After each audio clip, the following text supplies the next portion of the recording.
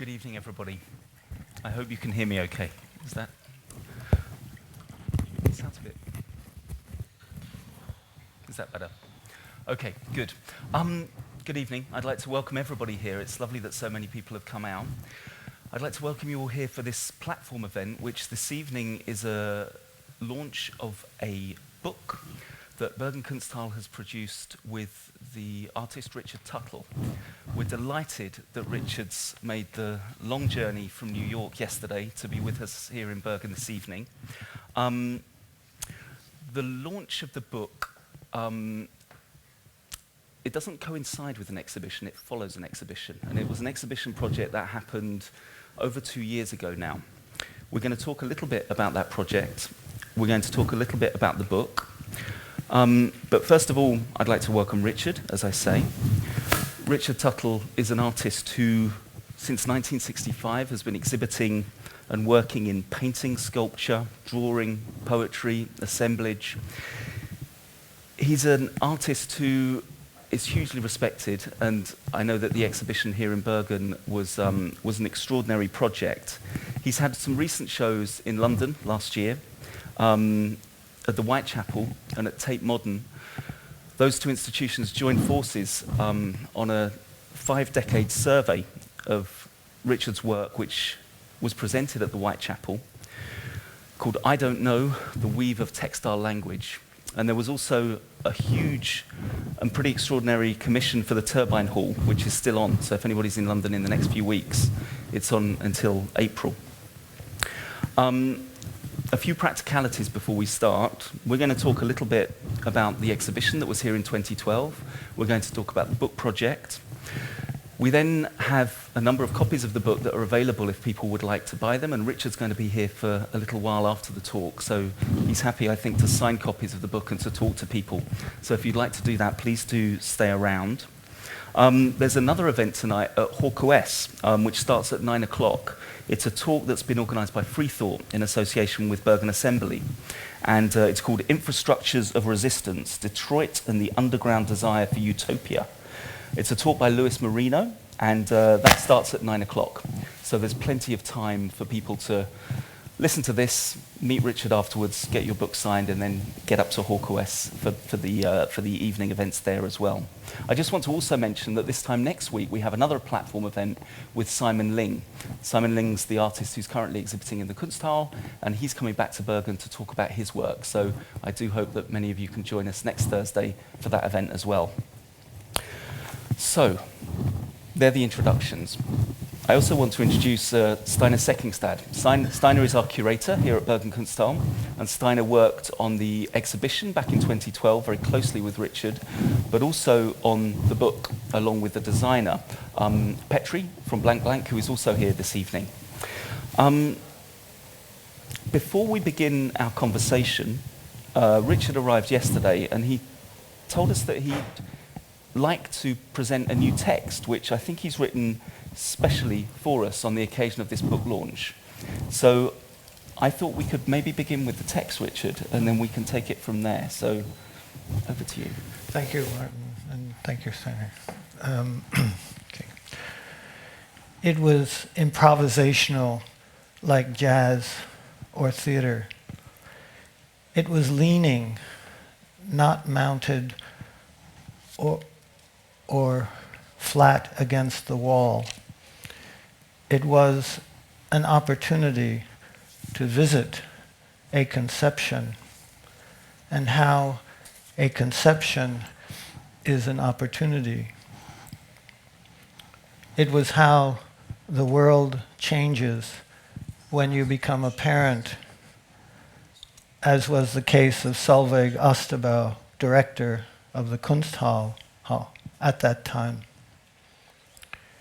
It was how lucky we were to have a window of uncertainty when, like Wittgenstein, we could ask questions about certainty.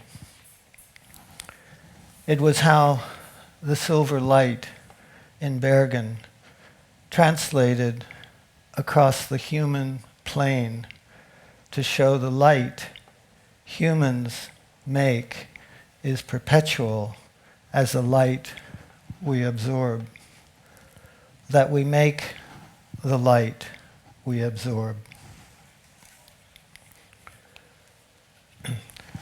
Man and Moon, for the book launch of Making Silver, publication made for the exhibition Slide, Bergen Kunsthall, 2012. What is the relationship between the glue which holds society together and the genius of the people? Is it the same, or is it silver? Nightly cycles, change. Selena, queen of the night, walks by day, bringing light to day. What part of our brain is formed by silver? The color which needs to be governed, which art can govern. Who is the lonely individual who invented silver? Not having silver in her, is she silver? Does she make silver to imitate the sun, which has light in it? Is she nocturnal by nature or by choice? Did she choose individuality, knowing that she has the power to change? Does she know that justice has to include her praise? All-powerful and silver. Is she the goddess of beauty too? The Venus, perfect starlight of eve and dusk. But more important, dawn? Does she stamp down time, the genius of mathematics, the only one who understands infinity, because she created it, lives it, humiliates because of it? Is that why we welcome her seduction so willingly? So we can ask questions like her? The dawn of a new light of silver in silver, not the end of night. Is she aurora, the dawn anticipating the sun? Cool light, its last chance, hence, of experience itself? And does she sneak into our experience in this way we welcome her? After, when it's too late, and we have to accept her forgiveness as well as her light? At that moment, do we yearn to be a creature in the mud, except for her unfathomable love for us? Like the mud, we cannot escape. When made of mud, the first true rays of sun finally appear to us. Bergen, March 19th, 2015. Thank you.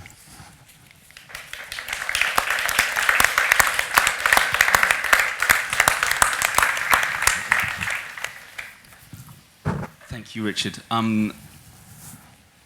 It's an extraordinary piece of writing, and there's certainly some things that I'd like to pick up on from that. I think what would be nice, though, is to maybe go back 2 and a bit years, back to the beginning, and to start with just putting into context that initial invitation that you had to come to Bergen and to make this exhibition. Mm-hmm. And so maybe Steinar, the previous director, who's now in Chicago, Solveig Øvstebø, she, I know, was the person who commissioned you, Richard, to come here and to make the exhibition. She also was very involved in the production of the book. But Steinar, you were incredibly involved as the curator here, and I wonder whether you could just maybe talk through a little bit of the very specific conditions that led to Richard's invitation, and also the slightly unusual context for the exhibition. Yeah, it was a very special context indeed, and I know that Solveig had been interested in Richard's work for years, and I know she introduced me to your work, and we talked a lot about it. So she had the idea to invite you to Bergen to do a show, and we decided to do it on this very special time. It was in the autumn of 2012. The Bergen Kunsthall was closed for renovation, so we didn't have a space. So really, we invited you to without a building, and I think also in quite a short notice. But because in that period when we were closed, we decided that we wanted to keep our exhibition program running as good as we could. But that meant that we had to find sort of other locations or other ways to do our exhibition. So in those few months, we did 4 actually solo shows on different places in Bergen. And one of the ideas we had was that for one of these projects, was that we wanted to ask our neighbor institution, the Bergen Art Museum, now called KODE, if we as an institution, as Bergen Kunsthall, could sort of as a guest interfere or intrude into their art historical collection. And one of we talked about how that would also be a challenge for us to be visible as an institution inside, to sort of disappear into another institution. And another part of what we talked about with that idea was the particular architecture of that Lysverket building, where the biggest part of the museum collection is. When you walk around in kind of like a corridors with different, almost like smaller cubicles or cabinets, where the sort of art historical narrative is presented in sort of episodes following each other. Yeah. And we had this idea that we could invite an artist to interrupt that narrative with sort of miniature solo exhibitions. But the other very special context around this was that Solveig, I think, almost challenged you to sort of work, go back to how you maybe worked in the 60s, or how it was more sort of spontaneous and to not prepare so much.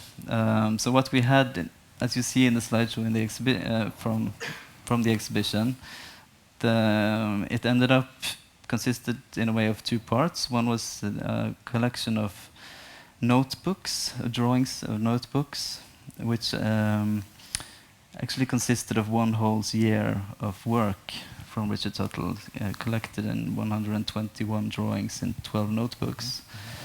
So that was one part of the exhibition, and the other part of the exhibition we hadn't planned at all. Really not at all before you came, and I think in 6 days or 5 days, Richard created these 5 incredible new sculptures. 4 of them was inside of the exhibition, and 1 of them was outside on the street. So that's kind of like the context of what happened. I mean, it's interesting that the text you wrote, Richard, it starts with, it was improvisational, like jazz music or theatre. Yeah.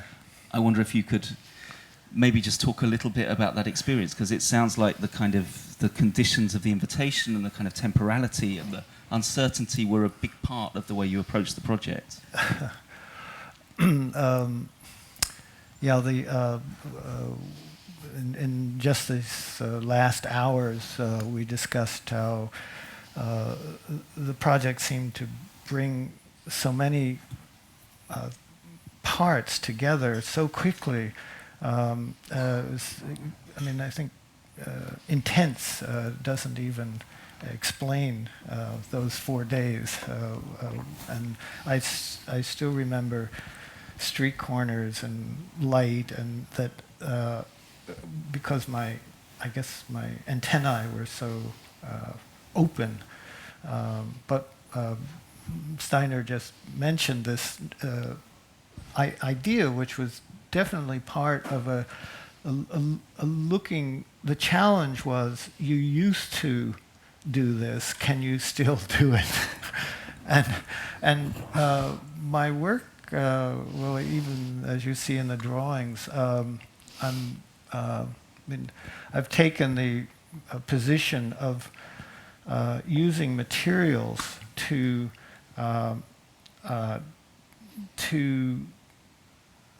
best describe certain visual ideas.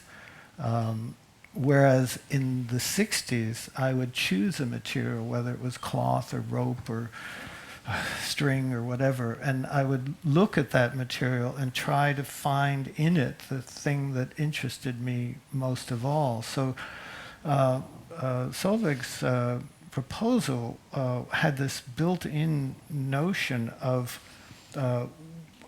time, really, where, and I think tonight's event is in that same spirit. And now we're on this side of the actual exhibition, but Solveig, the concept put us on the other side. And I think that's forced everyone to think about time and to look at time in a way that is constructive, and it's part of a Kunsthall to present concepts that are contemporary and important, and to bring all of this, these different concepts of time and going backwards and going forwards into the contemporary was part of the genius of the idea of the original, the concept. And I mean that she just had a baby, that the Kunsthall was closed, that we had to run from, we'd make something down here and run in the rain up to the other building and try it out and then run back, and we didn't even finish the project before I had to leave. So this outdoor piece, I only saw one element that was in fact in place, and I think that's even irresponsible of an artist to leave their work without having seen it, or that. But it was it was a magical. The whole experience was completely magical, and still is, as far as I'm concerned. Yeah. In terms of the kind of time that's held within those two aspects of the project. So, as you said, Steinar, there were these these drawings in these sketchbooks that represented an entire year's artistic output. And then there were these sculptures which were made in a very, very short period of time, actually in the Kunsthall, using the closed gallery spaces as a studio and a workshop. Yeah. But I'm curious, sadly I didn't see the show, but it gives me a bit of distance in the role I'm in tonight, which is quite nice. But I'm curious as to, because the other element was obviously the context of KODE and those collections, which we can maybe talk a little bit more about. But how much were you, what was the relationship between the sculptures that were produced here on site and those drawings, or the relationship between the sculptures and that building and those works and the intervention into that museum? How did you feel that, was there a kind of triumvirate that was kind of established between those three things, or were they more or less influenced by different aspects?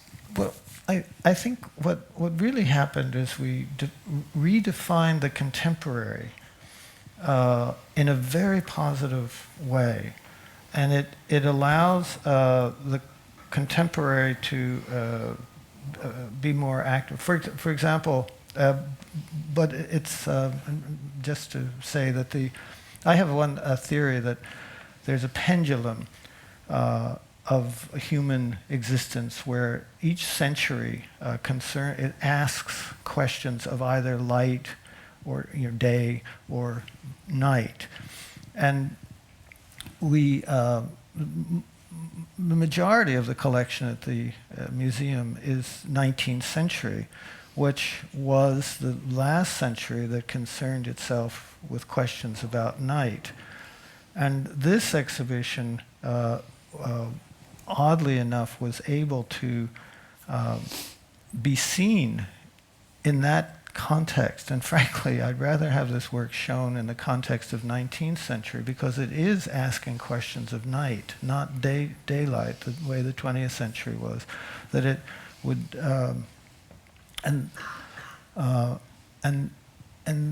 that the, if you try to define the contemporary in terms of questions of the daytime, I think you're not truly functioning as a institution that purportedly is to give people an opportunity to integrate their lives with their experience. So it's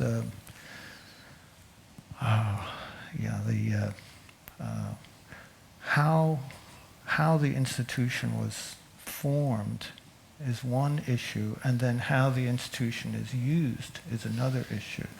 And this, I think this exhibition was, I use the word magical, it was magical in seeing, experiencing, even today, even until today, how the reason it was formed and how it was used is absolutely parallel. It was, I don't know.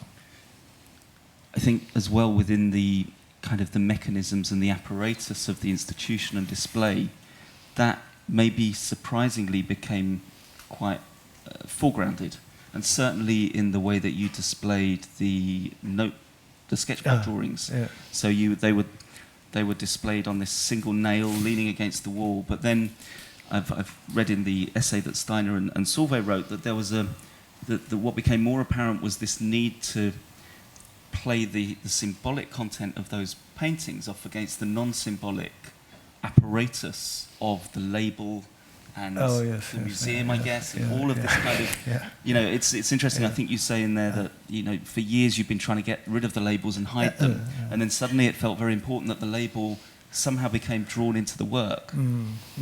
Yeah. No, I mean, there's an analogy between how I feel my job,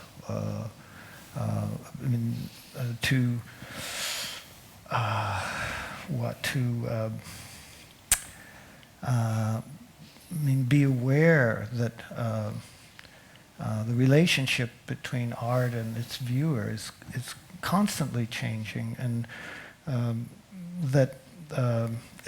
I also find it odd that I would be one of the people who was pushing toward getting the label smaller and smaller and farther away, and so finally it disappeared completely. And then, which was perfectly right, you know, at a certain moment. But then, it's not right today.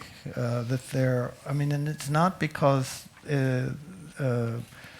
a battle between the same issues. It's because the issues change, and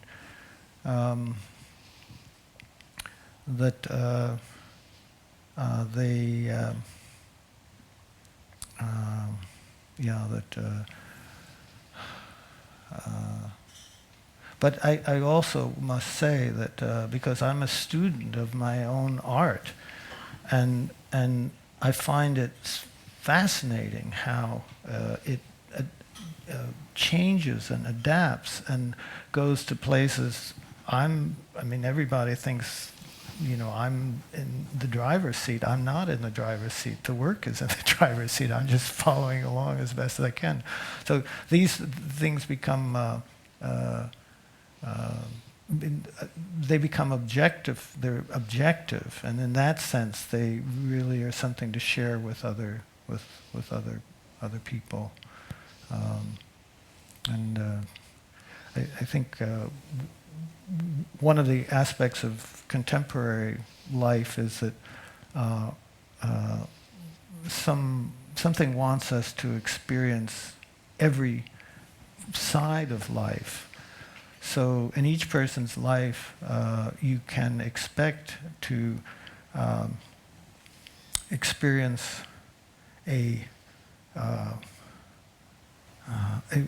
ways of thinking, ways of perceiving that you're never expected to. My wife, who's a poet, has a statement where she says, if you're not communicating with the young, you're not communicating. And as we know, each generation defines itself and nature and what art is in completely different ways. And I know I think art teaches one, if one uses art as a guide, to be always in a communication relationship. I'm not 22. I don't want to be 22. I want to be my age. But I do want to stay in a communicative relationship with others.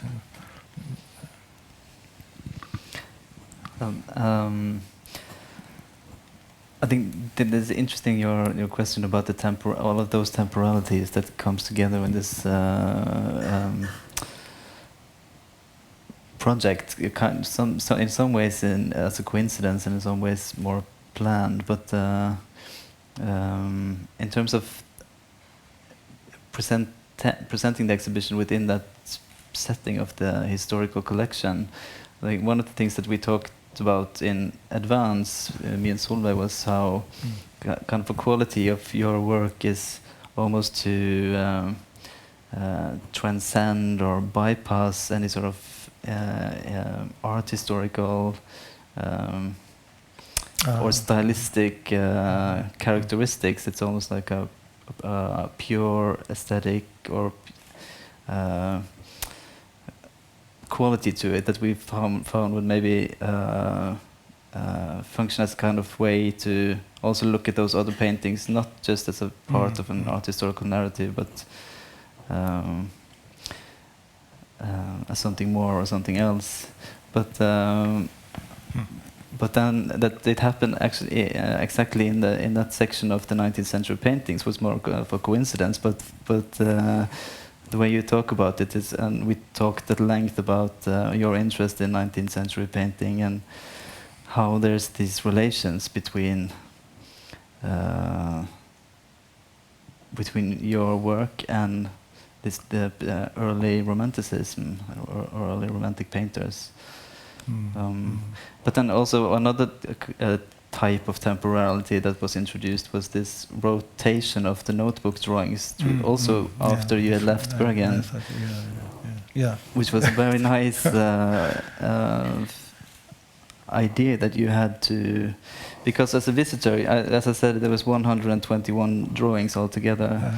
But when as a visitor you came to the exhibition, you only saw 12 drawings. And for the first weeks it was your selection of 12 drawings, but then later as the weeks went on we rotated them. And instead of making some kind of system for how to do that, you wanted us to invite in other people to go through all of the drawings and select 12 new, which I felt was an extremely sort of generous invitation to, and those all of those meetings that I had with the different artists, and we invited a few artists and a professor in art history, and those conversations that we had when going through all of those drawings, which was really sort of a rich and generous part of the project that continued. I liked Steinar's idea, which I hope I can express, but the nail that the notebook pads were resting on, he said, is connects to framing, but that head of the nail absorbs or sucks into all of the aspects that framing could ever touch. And I mean, maybe because no one has ever exhibited art like this before, I'm terrified. Also, I put my heart and soul into them, and it would have been easier for me to lie naked in front of the galleries than to let somebody else show my drawings like that. But there was this sense, some amazing sense that if someone respected what that nail was doing as far as art is concerned, then you could trust them. You know, you could trust anybody who, it's one of these areas of. I mean, I'm completely I consider my art is for everyone. I don't. But then there's this issue of beauty where, there's certain, like the Greeks said, you don't trust the group to define beauty. And so, but beauty in this case acts as a communication where, I felt very inspired by the humanity that was engaged, and I think that's very much part of the.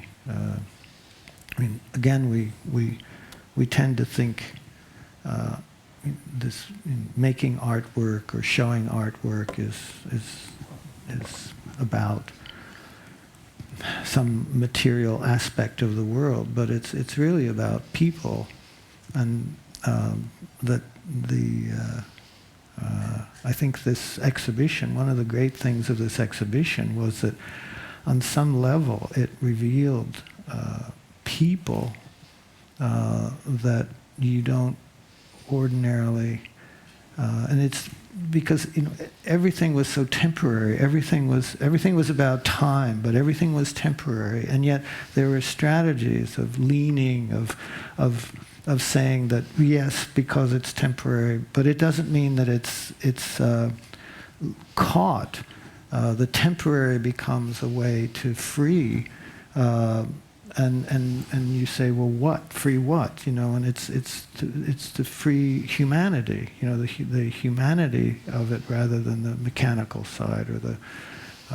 And in that sense, each one of these silver sculptures, which looks like it's, technical, even scientific. It's actually human, and how it transits from that mechanical side to the human is still baffling to me. I look at even the raindrops when we had the piece outside. I think, my gosh, I've never seen those raindrops look so. But it's that how. And I think this also began my thinking that wound up in the turbine hall, because I was looking for an idea of unity that's more powerful than the ideas of disunity. And so all these strategies, inviting people to choose drawings and to trust and to and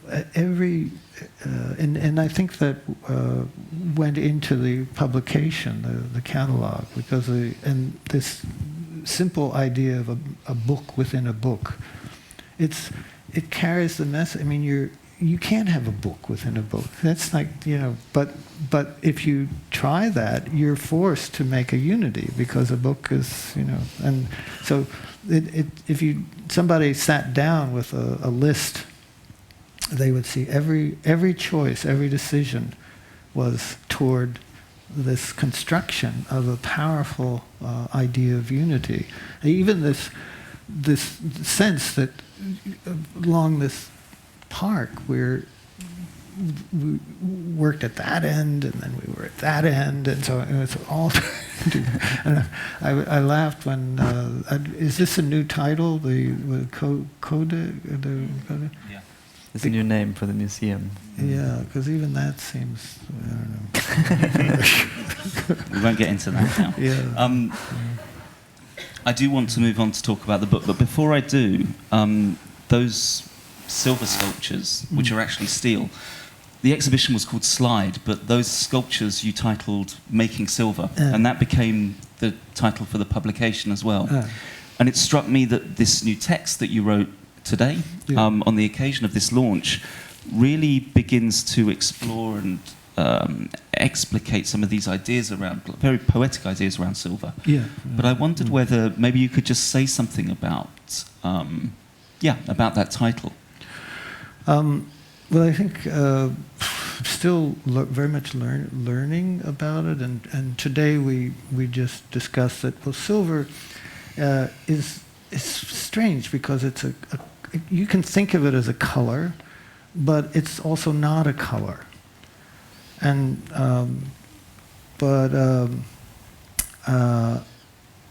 and that's okay. All right. There's that. But one of the I think magical parts of this project, is that every light, and humans tend to live where there's beautiful light, but that beautiful light also has a color, as certain artists have discovered or pointed out, and so on. And like Matisse went all the way to Tahiti to see the color of the light Gauguin painted, and that was worth a trip halfway around the world for him. But I find the color, the light in Bergen is silver, and that's it's very special because it has this. I find it almost hard to believe because, but I've been looking at silver. It might be in a shop window or where the hotel I'm staying, a silver tray. And the relation of the silver of that tray and the light that is lighting that tray is such a continuum, so I think this choice of material and the focus of the subject but actually the pieces are built. The very simple structure is that they are built of two different diameters of stainless steel, and on one hand, the eye takes that in as the same, does not distinguish because they're very close in size. And on another level, and so that might be where silver functions as a color.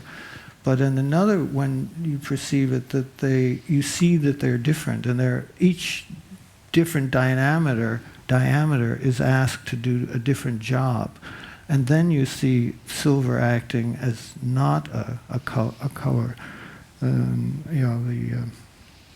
I should just say that. Should I say that?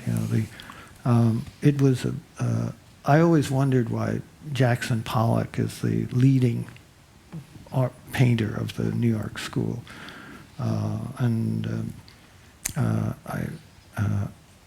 I've looked at his work a lot, and I've formed the opinion that I'm not really interested in his work until he starts using silver.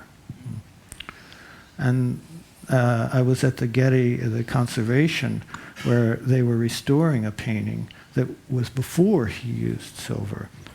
And I said to the people there that I'm not really interested in that painting very much, and because of the silver. And as we discussed, I pointed to these bands of whitish color And I said, when Pollock will use silver, that's the place that he will use silver.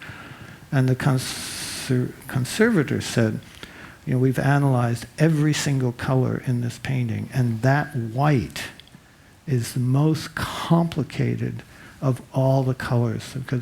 And that's told us several important things. I've been waiting to hear that all my life. But one of them is that Pollock was the only artist who set out with the ambition to achieve an abstract painting, who understood he should start with an abstract means. For him, you don't go to an art store and buy a tube of paint. That's thinking of paint as concrete already. And so you're asking that concrete painting to turn into abstraction somehow. He conceived of the painting, the paint itself, as an abstract thing, which, as he put together. And the most complex recipe of any color he ever used was the paint that would become silver.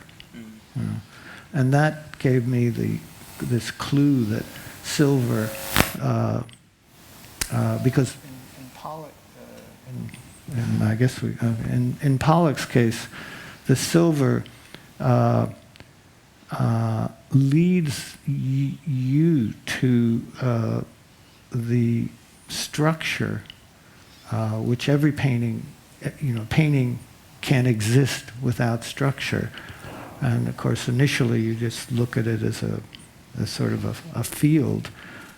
Later, monochrome painters and so on, they simply use the edge of the painting as the structure.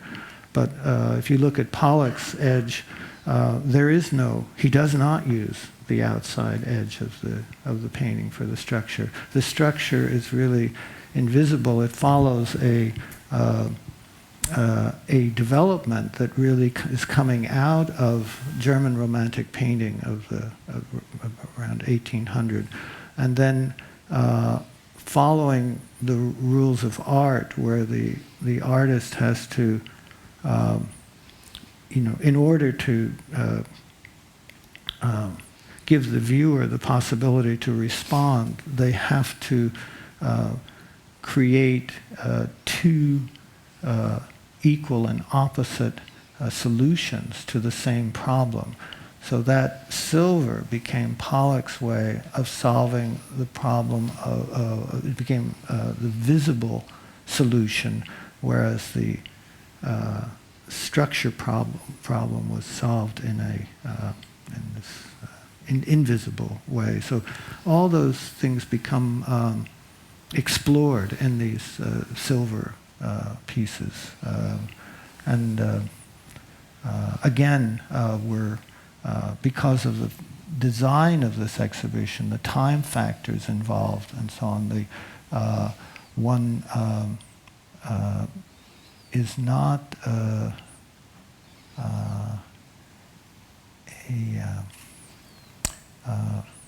the perspective can only. Whatever we did toward this end would be illumination, and it didn't matter if we came to the end or finished it, and we were not going back to Pollock. We were going in an open direction, having learned. Probably Pollock understood that relation between using an abstract means to achieve an abstract end when he was drunk at some party one night. But painter and artist doesn't need to follow some rational program. So no one, he didn't know, probably didn't know, and he didn't tell anyone. We have to, this is the correct time zone and then the correct perspective. We were given the gift of having the correct perspective to illuminate something that was extremely important in the history of recent art, and so it's a win-win situation. As far as I'm concerned, I wonder whether we should talk a little bit about the book, because the exhibition was in 2012, and the book came some 2 years later.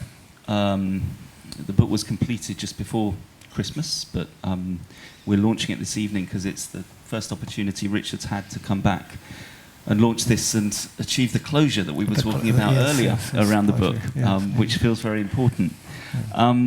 But I know that books and the making of books have a particular place, and you've made many artist books and books, but they're more than just exhibition catalogues. And despite this book coming, as I say, some 2 years later, I think you were already discussing the concept for the book and some of the kind of ideas that would inform the construction of the book whilst you were making the exhibition. Mm-hmm. But maybe Steinar, because I remember when I started my job here and we first started talking about this book project that was still ongoing, and you still had these extraordinary notes from these meetings and these conversations with Richard, including a poem which Richard had written, which is reproduced in the book. I thought your directorship was what got the project going again, frankly. Well, no, I think it was just waiting. Yeah. But it was certainly a very easy decision to realise this publication. I want to say publicly, we're grateful for your positive support, and that it wouldn't have happened, I think, without Martin.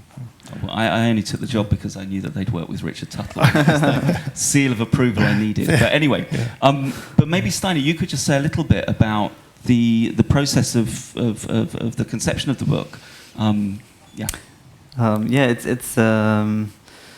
It's true that many of the core ideas of the book Richard already had that week when we were installing, and particularly the idea of the book within the book, as you already mentioned. I think I still have in my office a model that you made of how that book would be sort of concealed within the mother book. That's a insight there, I think. Yeah. And it wasn't really planned to take so long, but it's true that we had these very detailed notes of how it was going to be organized as I think you used the word a fiction, or it was a certain composition of the book with the different chapters, and I think I even have notes to say that what the color of the different chapters were going to be, and that probably all changed as we went along, but the core ideas were the same. And already Petri Henriksson, who has designed the book, was already working with you on the exhibition, on the labels and all of the things that we already talked about. So we had these discussions already then, and then we met again a year and a half later or something in Copenhagen, and had another long meeting with more notes. I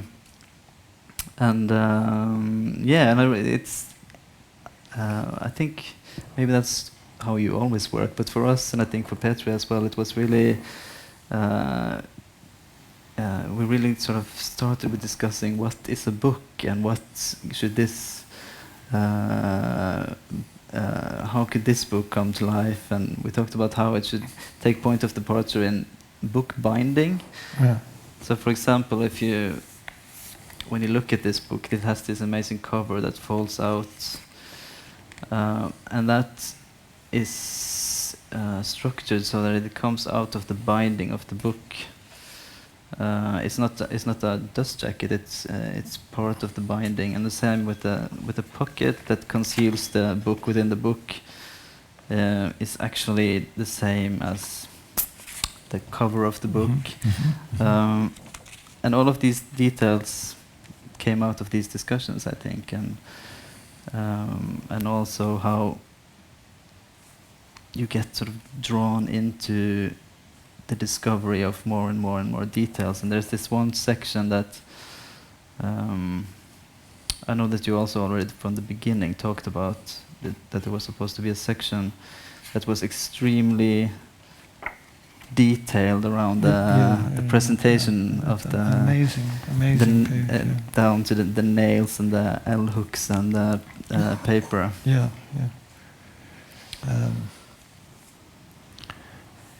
No, it's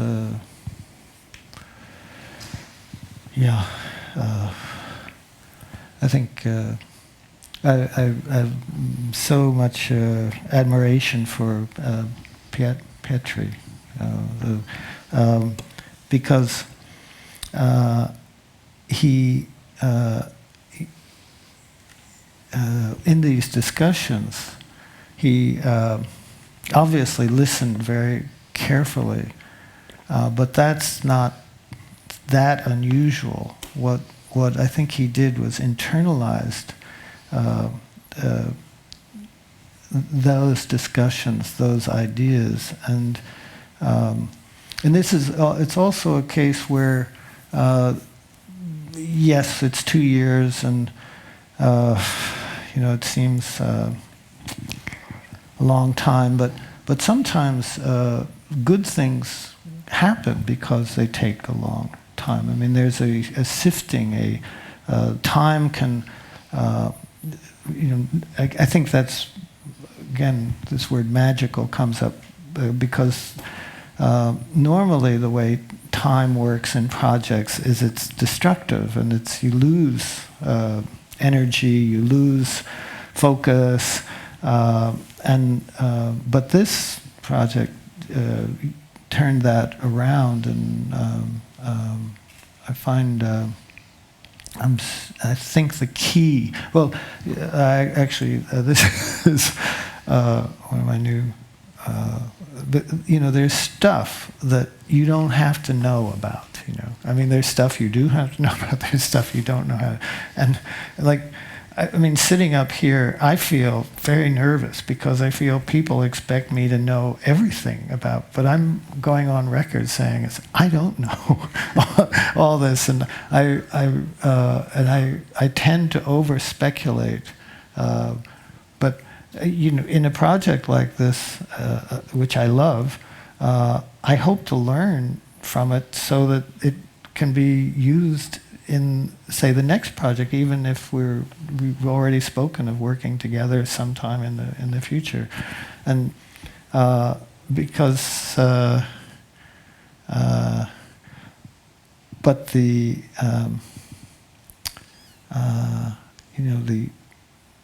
to get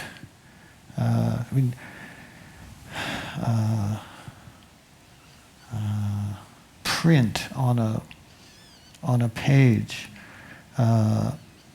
that's alive, and I think that's I kind of remember we had that discussion, because one of my ideas is, okay, your house is burning, you only have a moment to save one book, like what is the book you're going to save?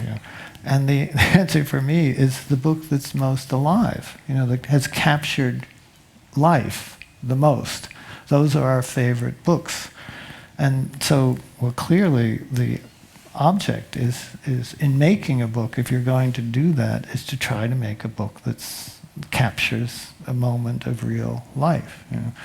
And there's nothing, I mean, I'm sure there are many ways to capture a moment of real life, but the way a book captures a moment of real life, it's something, there's no rules. You, at best, I mean, working with a great designer changes the odds, definitely, but I think it's still pretty close to 50-50 whether it's going to come out, you're going to capture, you have the possibility to capture, but the possibility doesn't mean that you have captured it. And I know my name is attached to this book, but I did not. I can tell you, I'm not. It has captured real life, and people respond to that all over the world. I mean, they fly out of my house like they have wings on them. But I know it's Steinar and Petri who have captured the real life in this book, and I mean, I can say that because we're using this event as closure, you know, and I want everybody who's here to be part of this closure, because when you hit, it's, I don't know, I hope everybody can do it 1,000 times in their life, but there's only one other project I've been involved with that's actually managed to capture a moment of real life in a book, and so it's you know, it's quite remarkable, but at the same time, don't overanalyze, you know, because, you know, it's like, you know, you lose the life that you gain, and with over-analyzation. So, you know, I'm not going there. I just going to stop with the achievement, you know. I was going to say, at risk of over-analysing, I was going to ask you another question, though, before we do close and before we maybe open it up for some... And it just strikes me that in the way that you described it, those first conversations, Steinar, as somehow you began by talking about what a book is again, you know, really going back to something extraordinarily fundamental. And the whole project has this kind of sense of kind of process and life and humanity about it. And that's held within the title, I think, as well, in terms of making silver. There's something very active about that title, but also something very fundamental. And then this feels like there's something quite fundamental. I haven't thought about this before this evening, but fundamental about those kind of structures, those steel structures. And I just wondered whether maybe we could just finish by just exploring that a little bit, and just the fact that so much of what's informed these projects and your work maybe is about trying to get back to something fundamental within either, whether it's the material or even right at the beginning when you said you would take a piece of string and try and understand what it was about that bit of string that was interesting. Oh, that's great. I find I am actually obsessed with the origin, you know, the origin of things, and I find in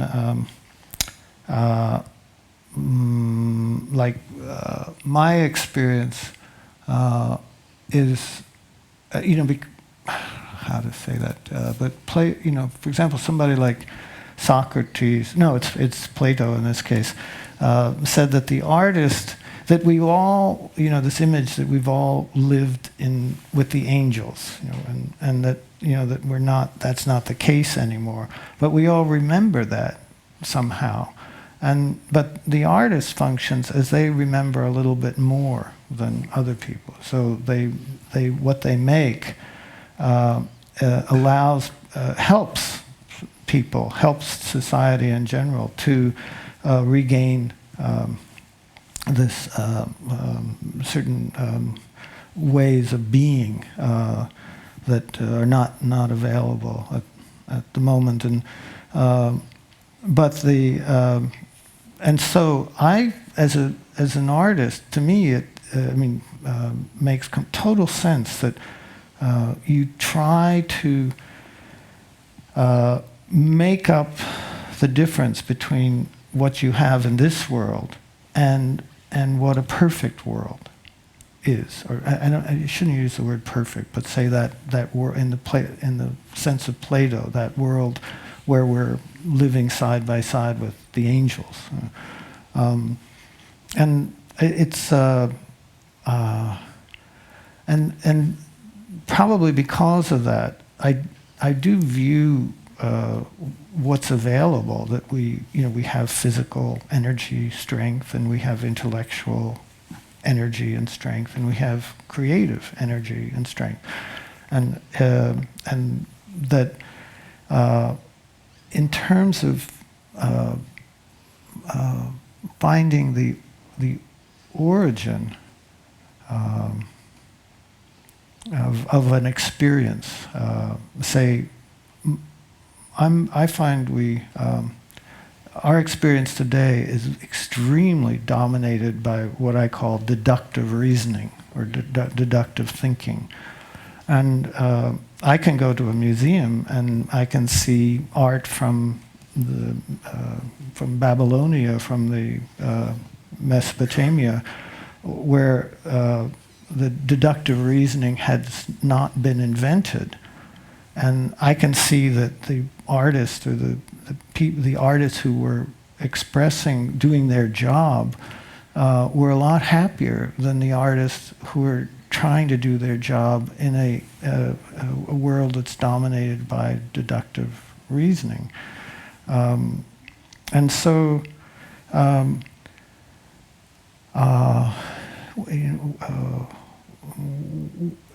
think it's always that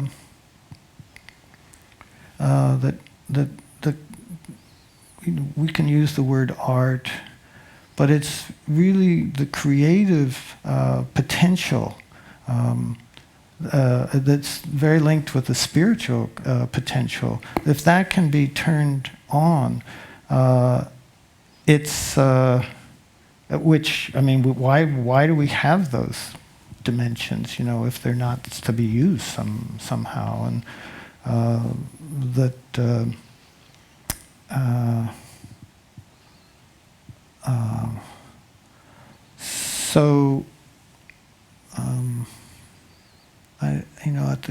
I am not Jeff Koons. You know, I am not somebody whose job. I don't sense my job. And it's not a popularity contest. In fact, one of the great resources in Western culture is a critique where the job of art is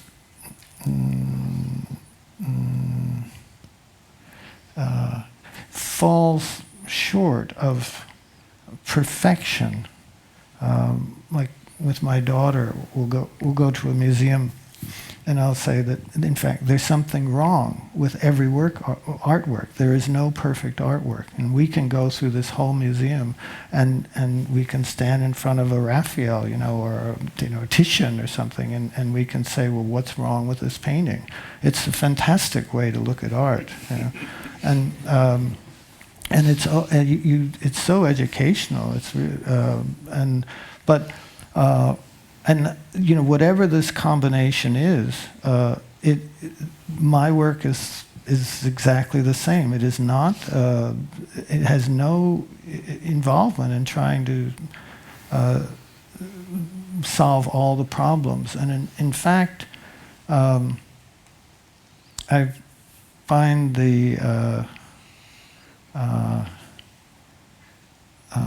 it's like music. It's like musical composition, where it doesn't exist unless, say, in music, a pianist is playing it.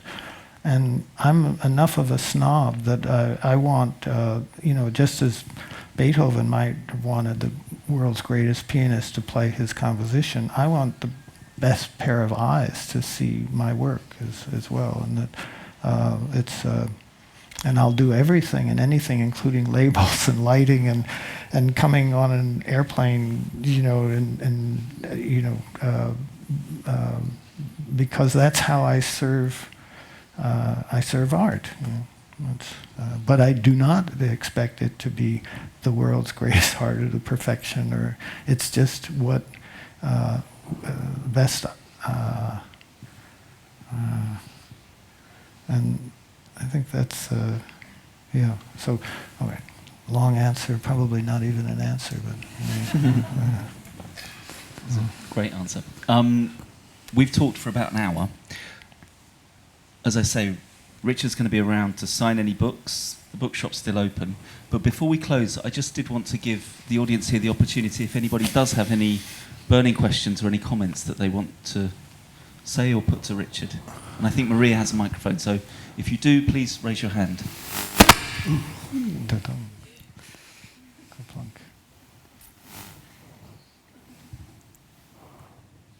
It's terrified everybody, I think. Yes. Difficult. Any mystics in the audience?